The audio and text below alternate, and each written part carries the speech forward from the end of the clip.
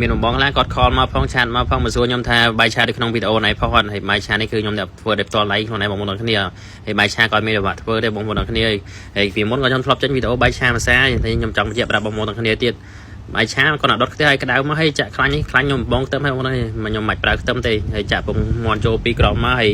ជាមួយនឹងប្រេងម្ទេសនេះគឺខ្ញុំលាយជាមួយនឹងគ្រាប់ការីតិចបងប្អូនដើម្បីមានពណ៌ស្អាតហើយបន្ទាប់មកគឺចាក់បាយឆាក្លុកវាឲ្យសប់ចូលមួយពងមួយហ្នឹងឲ្យស្អាតទៅបងប្អូនទាំងគ្នាពេលដែលក្លុកសប់មួយគ្រឿងរួចរាល់ហើយខ្ញុំចាប់តាមបងគ្រឿងមានតែម្សៅស៊ុបខ្នុរក្លាស្ព្រាបាយហើយស្ករ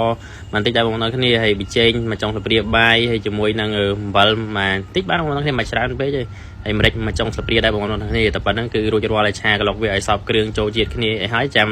ដាក់ជាមួយនឹងបន្លែសាច់ដែលបានស្រុះឲ្យរួចរាល់ហ្នឹងគឺដាក់ចូលមកឆាក្លុកមួយគ្នាមកផ្លែតបងប្អូនគ្នាហើយសម្រាប់បាយឆានេះបងណាដែលចង់ញ៉ាំអត់ចង់ដាក់ស្ករចង់ដាក់ប៊ីចេងខ្ញុំអាចបត់បានទៅតាមបងប្អូនទាំងគ្នាការកំងបងប្អូនទាំងគ្នាបាន